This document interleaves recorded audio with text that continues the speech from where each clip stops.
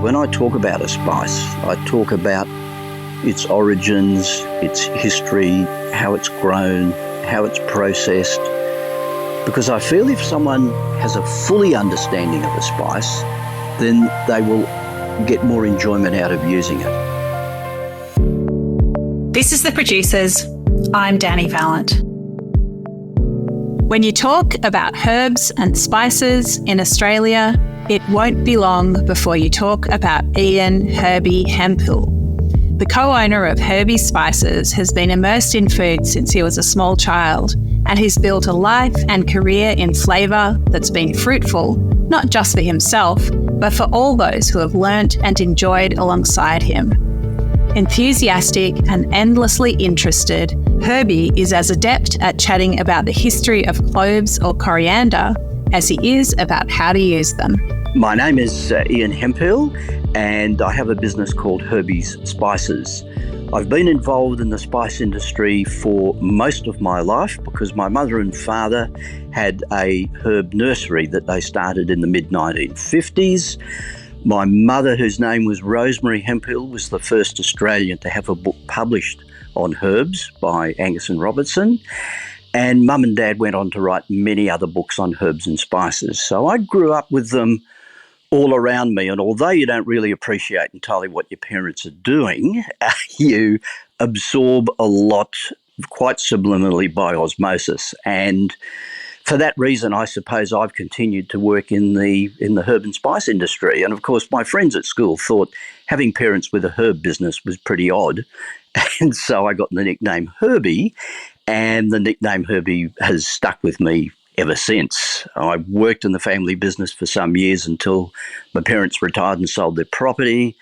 I went to Singapore. I managed the spice company up in Singapore, came back to Australia, worked in the corporate world, still in the spice industry, for about 6 years. And 26 years ago, my wife and I, Liz, started Herbie Spices in Rozelle, Sydney suburb of Sydney. And we just wanted a little business that would supply and source the best culinary herbs and spices you could get, to make special blends for people, and to provide information. And for that reason, I have also written books on spices. Current one in print is the Spice and Herb Bible 3rd edition, published in Canada, sold in the US, UK and Australia. This is something that Liz and I thought, a little spice business. We will never need any staff, and it'll just keep us busy into our dotage. And as it turned out, of course, the business grew. We had lots of lovely customers, and lots of people in the food media were very interested in what we were doing, and the business grew, so much so that we ended up with a facility up on the Central Coast, which is where we do all the manufacturing and grinding and blending, etc. And we have 20 lovely people working for us, and it's not the little business we always thought it would be, but we love what we do, and we still find the spice industry fascinating.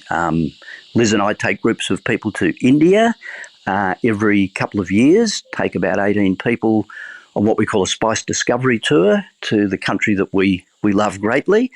And yes, and we sort of see ourselves continuing to do it for quite a while yet, I suppose. Ian's schoolmates were the first ones to dub him Herbie, and that was because his mum and dad worked in herbs. What was this herbaceous childhood like for the young Master Hemphill? Well, basically, back then it was primarily a herb nursery to start with. So they were, selling all of the usual herbs, thyme, sage, marjoram, parsley, oregano, mint, bay trees, etc. And then, of course, as the interest grew, Dad started to import some spices from overseas. And so the range grew from initially, under the brand was called Somerset Cottage. And we probably had about, 15 items, and that grew within a fairly short period of time to around about 50 different varieties of herbs and spices and different blends. And one of the things that was very interesting was Dad used to make, not a culinary product at all, but he used to make something called pottery, and which is a blend of various fragrant herbs, some spices, some essential oils.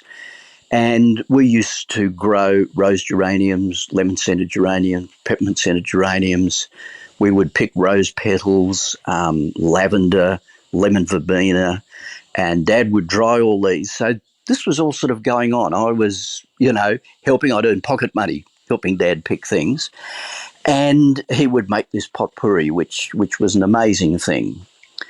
But what saddens me greatly is that, like so many things, to me, this is a key example of how things, when they become overly popular, become devalued.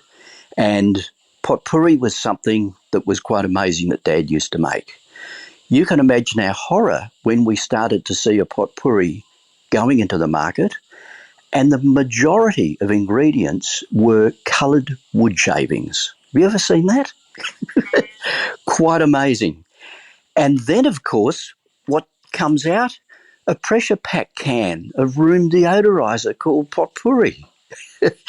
So here is something that was a traditional thing that gardeners would have made themselves at home for probably centuries. Dad made this amazing potpourri, and yet here's a classic example of something truly beautiful, handmade, done with care, completely devalued. And, that's one of the things that saddens me a little bit. I actually did write a paper for the Oxford Symposium of Food and Drink a few years ago. Unfortunately, I couldn't attend because it was during COVID, so I had to do the presentation online. But my paper was basically the perils of popularity and how herbs and spices have become so popular, but you look at what is being sold as spice blends and things like that in supermarkets and everywhere. They're full of salt, they're full of colours, they're full of flavours. They're not true spice blends.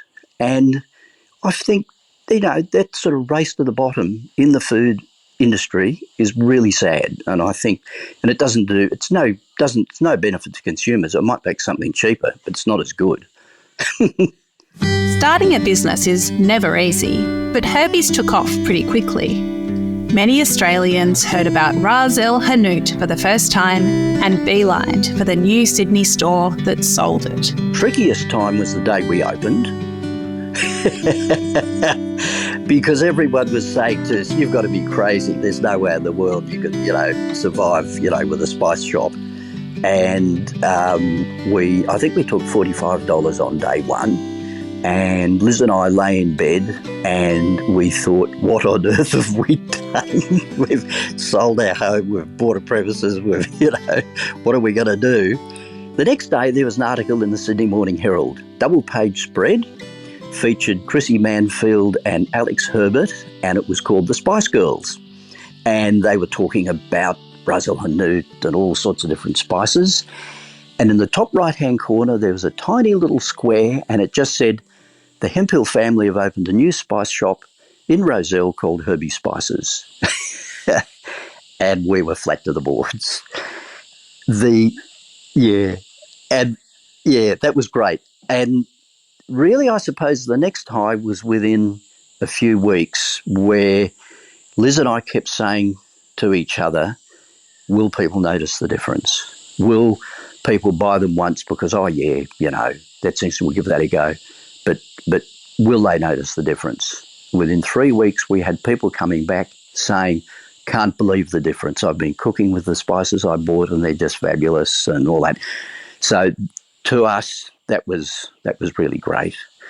And then over the years, we have been very fortunate. We've had lots of lovely people supporting us, people like Tetsuya and Neil Perry and many of the other chefs, Joy Joshi, lots of lovely people. The whole food scene, all the people involved in food, to me, there's a tonality primarily of caring and sharing. You don't prepare food just for your own personal satisfaction. You prepare food because you want to share it with other people. I remember Margaret Fulton saying years ago, I've known Margaret since I was about 12, and I remember she was saying, exactly that food is about preparing something for others. And I think overall, that's a tonality that makes the industry so positive. So we've been very lucky, and I've had a few, highs. There was a crazy TV show that went to about 50 episodes called Surprise Chef, and they got me to do 5-minute segments talking about herbs and spices, and that was a lot of fun, and that helped to raise our profile quite a bit. And then, of course, the response to my books, my first book, Spice Notes, that was published in 2000 by Pan Macmillan, that was very well received and did extremely well. And then that book became the Spice and Herb Bible, published by a Canadian publisher and now sold in overseas as well. I suppose the hardest times have been when we've got to a stage of growth and we've actually had to say to customers, because we only sell to specialty stores, we won't sell to the big supermarket chains at all. We only sell to privately owned specialty stores.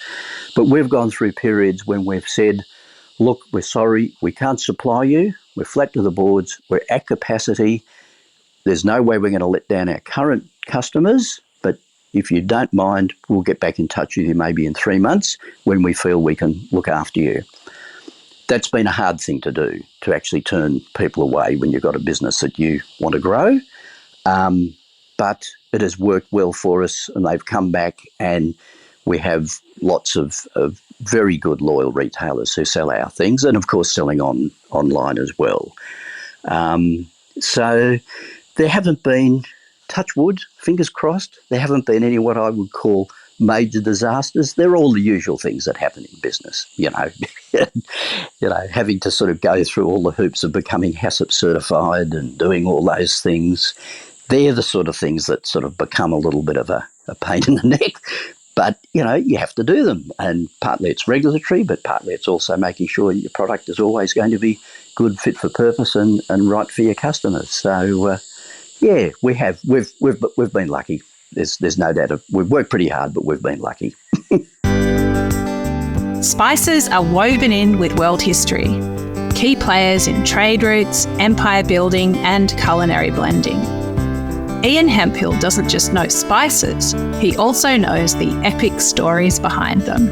The interesting thing about the spice trade is that it's had an enormous effect on really the development of the world as we know it now. It was a cause for a lot of exploration, because the main thing was that what a lot of people may not be aware of is that many spices only grew in very particular parts of the world and nowhere else. So the true Sri Lankan cinnamon only came from Sri Lanka. Cloves and nutmeg, those trees only grew on the Indonesian spice islands, just a couple of islands. Nutmeg in Banda Neira and cloves in Tidore and Ternate, a couple of tiny islands. So, of course, the spice trade was a very lucrative trade. Initially the Portuguese, then the Dutch, then the English, made huge profits out of the spice trade, going across the Indian Ocean, getting the cloves, getting the nutmeg, whatever, taking them back to the major markets of Europe. Spices were considered to be luxury items for most people. You probably couldn't have access to a spice if you were fairly poor. You could have access to the spices that grew where you lived.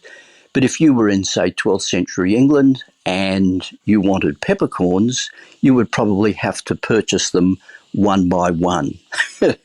And you hear the term a peppercorn rent, which today means a very cheap rent, which actually in 12th century England, some landlords would demand that rents were paid in peppercorns rather than currency. So the Dutch East India Company was actually the first corporation in the world to be created where people could buy shares in a company. So that all modern company law is almost, you could say, based on what happened with the Dutch East India Company, and then not too long after that, the English East India Company. And of course, these things led to a lot of conflict. There were amazing things where, the Dutch and the English would be at each other's throats. The whole issue happened when the English got control of the Indonesian Spice Islands, which the Dutch lost. Now, the Dutch made a huge amount of money out of this, the golden age of Holland and the tulip craze and things like that. They were all funded by the wealth that came in as a result of the spice trade. So what actually happened was that a guy called Peter Stuyvesant, who was the governor of New Amsterdam, which we know as Manhattan, he wanted to get back, the Dutch wanted to get back their Indonesian spice islands so they could get back to the monopoly of the clove and nutmeg trade. So they entered into a deal with the British and they swapped the island of Manhattan for a handful of islands in the Indonesian archipelago under a treaty. Now, of course, they thought they'd got back their monopoly, but there was a very enterprising governor of Mauritius called Pierre Poivre, translates to Peter Pepper. He successfully smuggled clove and nutmeg seedlings out of the Indonesian archipelago, so they could be grown out of their country of origin. That was the end of the monopoly. So there were things like that. Chilies. Now, we all think chilies are everyday items, but if people think about it, just try to cast your mind back and imagine India 500 years ago without one single chili. No chilies in India 500 years ago. No chilies in in China. No chilies in Spain. No chilies in so many other parts of the world, but they were in the Americas. So Columbus was sailing west to get to the Indonesian Spice Islands, because he looked at the maps and he thought, look, rather than going down around the Cape of Good Hope all the way across the Indian Ocean, sailing from west to east, it'd be much easier to just sail west towards the Indonesian Spice Islands. But he didn't get to them. He bumped into the Americas. And of course, when he got to the Americas, he didn't find cloves, nutmeg, pepper, cinnamon, anything like that. What he found were things with no commercial value, such as chilies, chocolate, potatoes, tomatoes, tobacco. And of course, the rest is history. So what they did when they saw chilies, they thought, oh, these are hot like pepper. So they called them pimenton, which is Spanish for pepper. And that's why even today, many, many chilies are referred to as peppers. So people will say, oh, this recipe says red pepper. Does that mean a red peppercorn, or what does it mean? And of course it means a chili, member of the capsicum family. And then what happened with chilies, which was fascinating, is that really for the first time in history, no matter what socioeconomic group you belong to, you could get an interesting spicy hit by using chilies, because they were a plant that was easy to grow, a very prolific plant. Anyone who's grown chilies will have noticed that birds love to eat the ripe pods and hence spread the seeds in their droppings. So it was really quite amazing the way chilies really went around the world like wildfire. And up until about 40 years ago, the biggest volume trade in spice in the world was pepper, and now that's been overtaken by chili. We love the culture, of course, and we do some historic things. So we do very often go to the Taj Mahal, and we go to places like Fateh Sikri and Jaipur, Budapest, that sort of area. And when we're in the north, we're focusing very much on the culture and, of course, very much in the food, because the variety of food in the north is quite amazing. And then we go down to the south, and the south, that's the real spice mecca when it comes to actually seeing the spices. So we take people to see a pepper plantation. So they can see the pepper vines, they can see how the pepper's harvested. Generally in those plantations there will also be nutmeg trees, clove trees. Very important Indian spice, which is native to India, is cardamom, member of the ginger family. And so we see the cardamom plantations. And the interesting thing about the spice trade is that the majority of these plantations are not absolutely enormous broadacre monoculture. There are still many, many, many individual Indian farmers who will grow a range of spices not just one particular variety. And of course, to actually go and meet these people and meet their families and that sort of thing is really wonderful. And then we will usually get into a processing facility, which generally tourists can't do, but we get into a processing facility so people can actually see, a bit of the nuts and bolts of what happens in the spice trade. And yeah, it's very interesting. And the lovely thing is that everyone's sort of pretty like-minded. They've come with a common interest. So, the tonality of the group is pretty good, and we generally have quite a bit of fun as well, and enjoy just everything about India. Yeah. So, there's no doubt there's a lot to know about spices and herbs, but there are so many ways to share information. How does Ian go about educating his customers? I think what I try to do is mostly probably through my books and in the Spice and Herb Bible, is when I talk about a spice, I talk about its origins, its history, how it's grown, how it's processed.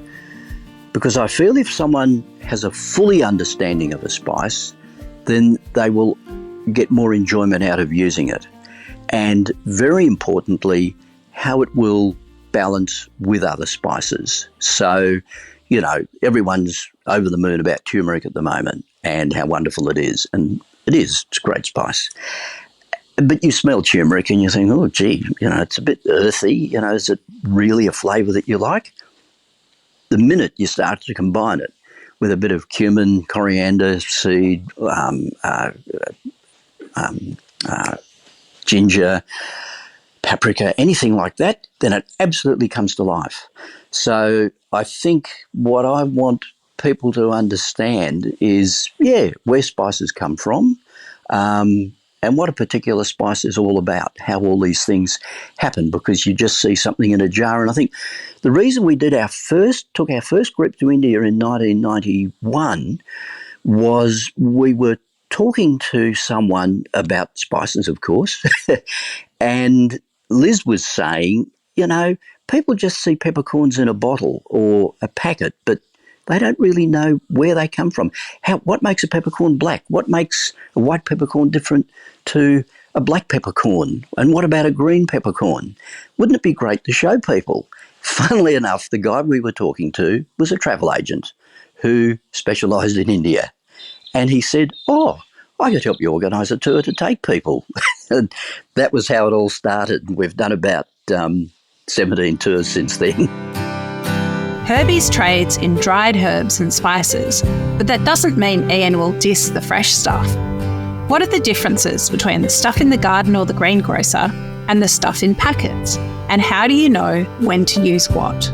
Fresh herbs are absolutely fantastic, and although we don't deal in fresh herbs, it is great that there are so many fresh herbs available to people now. So you can buy them in supermarkets, you can get them in lots of greengrocers and specialty food stores.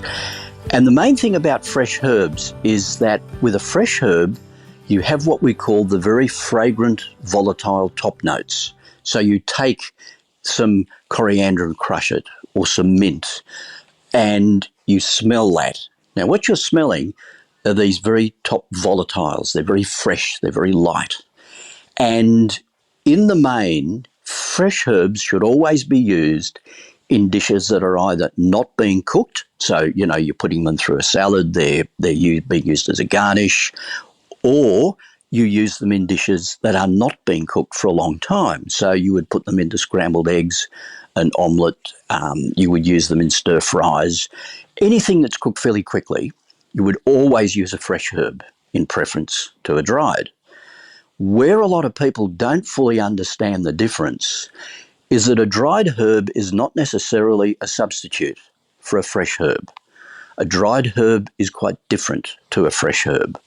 And just as a fresh vanilla bean has no flavour, but a cured vanilla bean has got an extraordinary flavour, then what happens with a herb, when it's dried, you are removing most of the water content and you are concentrating the volatile oils in the cell structure of the leaf. So what you have is something that is very stable. It's very pungent. It's probably on average 3 to 4 times stronger by volume than a fresh herb, because of course it's had all that water removed. And with a dried herb, you will find that the flavour will infuse readily into the food that you're cooking, and it will be the best thing to use in something that's cooking for a longer time. So soup, stews, casseroles, anything that's cooking for a longer time, dried herb is always the best to use. Because if you use a fresh herb, 2 things. First of all, you're not going to get a release of the flavours as effectively because they're all bound up with water. Secondly, you will find that for the heat of cooking, will flash off those lovely, fresh, volatile top notes that you want. So say, for instance, you've made a spaghetti bolognese and you've used dried herbs in the spaghetti bolognese to get that beautiful depth of flavour. But, of course, you want the flavour of fresh basil and oregano in there as well. Then add them in about the last 10, 15 minutes at the most of cooking. And then you get the best of both worlds. So you get the depth of flavour, but you get the beautiful freshness. So there's a big difference between the two. I often say to people, you don't tend to make a cup of tea with fresh tea leaves. Depends on how you're using it. So, and even with mint. So you can make a mint tea with fresh mint, which is lovely and fresh and light, like you would get in Morocco, or you make a mint tea with dried mint, which is darker in colour, much, much stronger in flavour, quite different. So it's understanding that difference, I think, that people need to get a grasp on. And once you do that, then you find you get the best of both your fresh and your dried herbs. Spices can seem complicated if you're not used to them. Which spice, how much, and when do you add it? Herbie steers us onto the right spice road. People generally don't make too many mistakes when it comes to using spices. Probably the biggest one is that if they're working on a recipe, they should always, to some degree, trust their own judgment, because spices are very strong. And what people need to understand with a spice is smell it before you use it. I've always said, your sense of smell is the most powerful sense you've got. Smell a spice every time you use it. That will help you recognise the spices you're using, but it'll also help you realise that it's as fresh as it should be. So smelling it is very important. I think if you smell a spice like cloves, for instance, and you notice that it's very strong, just look at the recipe and think, is that the right amount? Don't be frightened to use a bit less if you're not absolutely sure, because for people to gain an understanding of the spices and how they work, it all comes from experience, and the more you use them, the more comfortable you feel with them. And by smelling them every time you've used them, you become an instinctive cook. So you're making that particular dish and you think, oh, now that's interesting. There's no cumin in the recipe, but a little bit of ground cumin would really just work beautifully in that. Think of, putting something like dukkha on a sandwich with honey. Now, what's in dukkha that gives it its very distinct flavour? It's cumin. So cumin and honey going together? Yes, go beautifully. So they're the sort of things that be prepared, I suppose, to experiment a bit, but also, maybe if you're not too sure, start with a smaller amount, and then you'll find it will work well. Of course, the other important thing with spices is storage. They should always be stored away from extremes of heat and light and humidity. And if a spice is losing its flavour, you don't just use more of it. Because what happens is that if the spice is very old and you use, say, twice as much because it doesn't seem to have much aroma left, then what will happen is you're losing a lot of the more delicate flavour notes that are in that spice, but the deeper base notes that are in the oleoresins will not have changed a lot. So you could end up making the dish bitter if you just use a lot more because the spice is fairly old. Recommendations are that when it comes to usage, whole spices we tend to use when we want to infuse them into a dish, but we don't necessarily want to discolour that. A good example would be perhaps if we think of pickles, where you see the bits of allspice berries, the mustard seeds, the broken up bits of bay leaf, and all those sort of things you'll see in a jar of pickles, but the pickling liquid is still clear. Now, if you use ground spices, the liquid would be muddy. So when it comes to usage, we'll generally use a whole spice when we want to infuse the flavour, but we'd use a ground spice if we're making something like a curry, where we want the spices to be part of the curry gravy. We're putting a rub onto something that we're cooking on the barbecue. Naturally, it'd need to be ground. It wouldn't be whole. The other thing I recommend is that if it's a spice you don't use very much of, so say it's something like cloves, then rather than buying whole cloves to stud into the Christmas ham once a year and then ground cloves to use in your more regular cooking, just buy the whole cloves and grind what you need, because you're only going to need probably half a teaspoon, quarter of a teaspoon for most recipes. But if it's something like cumin, ground coriander, ground fennel seed, chilies, all those things, definitely buy the ground one, because you'll find that you're spending so much time grinding, 2-3 teaspoons, tablespoons of spices. You're much better off buying the ground. Just make sure that they're well within their best before date. And I'll talk about that storage in a minute too. But if they're you buy ground spice, it's well within its best before date, it will be absolutely fine. You don't have to grind every single spice yourself to get the best result. So you've got your spices, but how do you store them for long-lasting flavour and aroma? So I mentioned earlier, with storing spices, they should be stored away from extremes of heat and light and humidity. Now, what happens over a period of time is that, of course, that the volatiles will gradually evaporate out of the spice. And one of the biggest enemies, of course, is oxygen, air. So airtight packaging is absolutely critical. That's very important to maintain the flavour. When it's a whole spice, it will hold its maximum flavour profile for at least 3 years, possibly longer, if you've stored it well. It'll be quite okay after that period of time. I even have some cinnamon quills that are 5 years old and they're absolutely fine. And it's just because of the way they've been stored. Now, once a spice is ground, though, the grinding breaks up the cell structure, starts to release the volatile oils. And as any of us know, when you grind spices, part of the pleasure of grinding your own spices is the beautiful aromas that come up. And when the spice is ground, of course, the best before period becomes less. And depending on the spice, that probably comes back to somewhere between 12 to 18 months for a ground spice. So if it's a ground spice you use a lot of, as I said, just make sure it's well within the best before date that's on the pack, and it should be fine. And there's also a lovely little myth that I'd like to share. How many times have you heard people say, oh, if your spices are a bit old, just heat them in a pan to bring the flavour back? Where's it coming back from? I think it's just a psychological thing. You heat them in a pan so you get a bit of smell coming off and you think, oh yeah, but you're not bringing any flavour back to them. You're not improving them at all.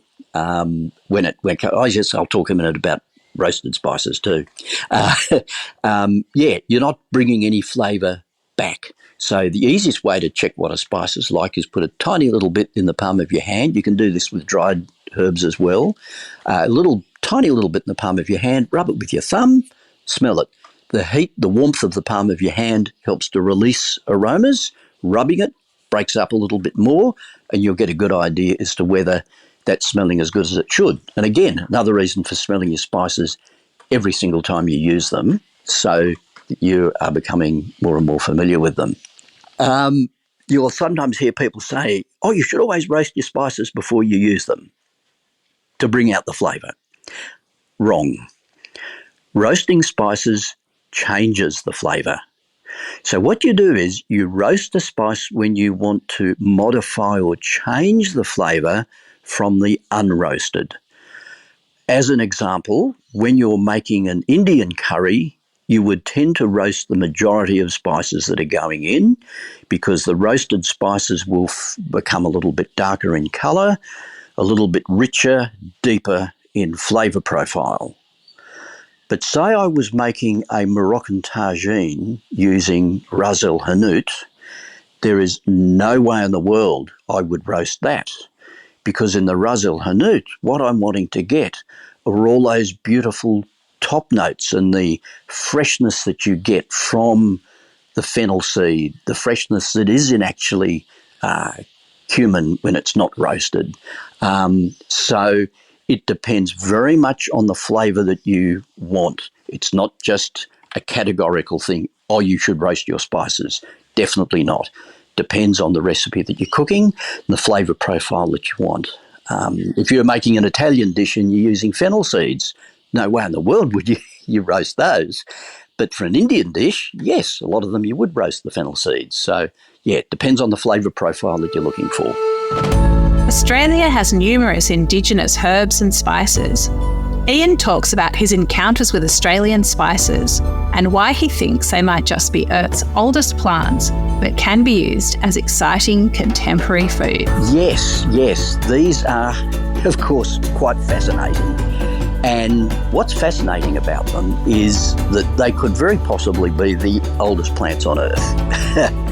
And the other interesting thing is that the history of their culinary use seems to be very patchy and hard to really get a handle on. From what I've understood, and I've spent some time out in Central Australia with some Aboriginal women harvesting bush tomato and doing a few things and talking to them, and they tended to usually use most of the native herbs and spices.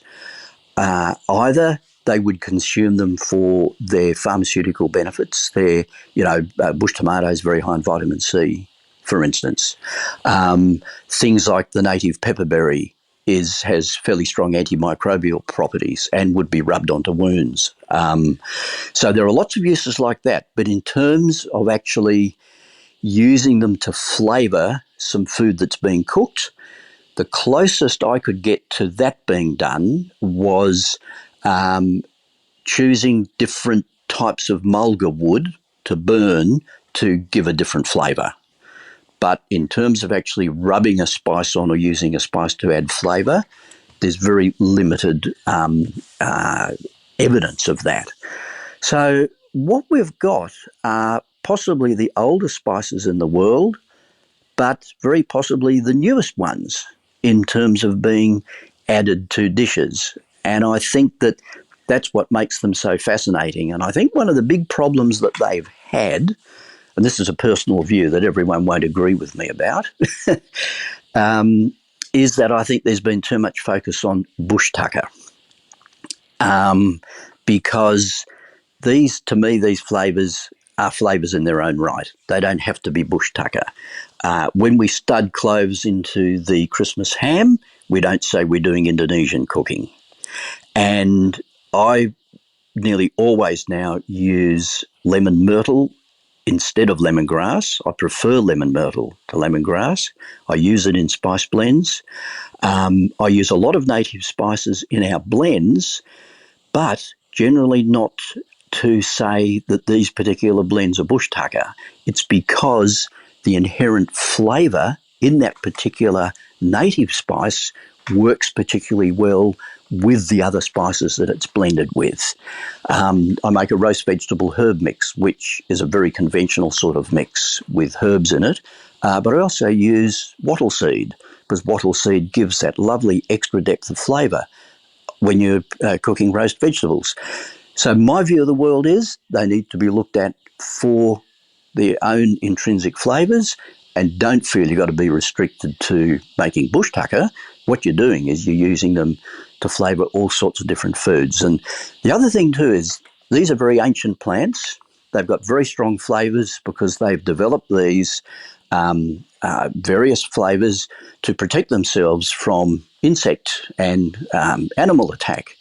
And so for that reason, the flavours are very strong. And I know a lot of people who have been first introduced to a lot of the native herbs and spices have just simply dismissed them and said, oh, don't like them, the flavour's too strong, whatever. But you could say the same thing for cloves and cardamom if you didn't use it the right way. And the other interesting thing is that, to my knowledge, except for some things that are very possibly annuals, some of the tuber root things that the native people grow, most of the trees, they have not changed for hundreds of thousands of years. And so, most plants that we consume now have been bred in different ways. They've been bred to have a sweeter flavour. They've been changed in some way.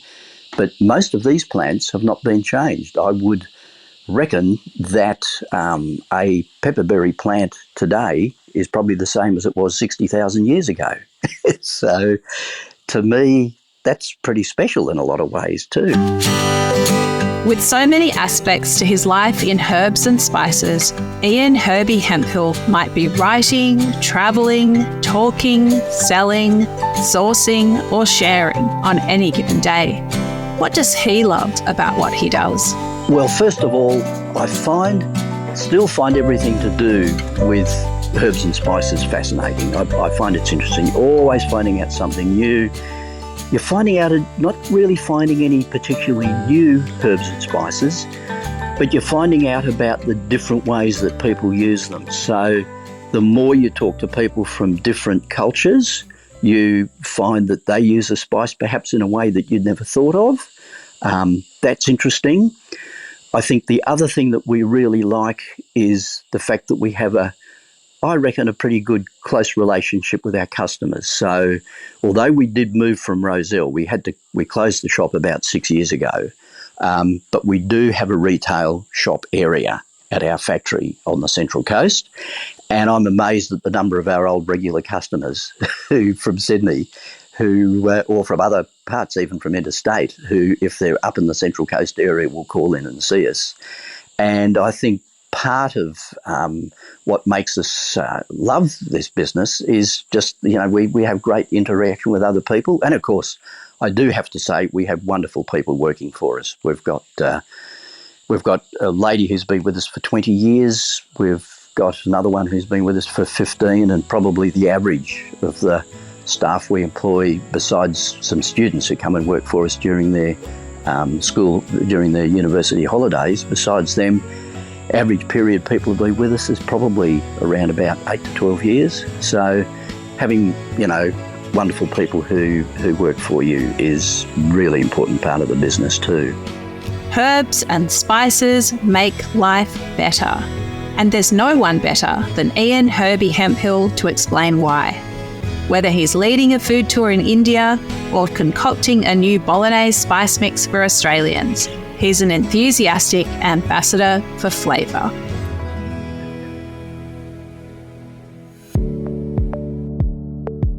This is The Producers, a Deep in the Weeds production. I'm Dani Valent. Stay tuned as we talk to some of Australia's best farmers, makers and growers. Follow us on Instagram at Producers Podcast or contact us via deepintheweeds.com.au.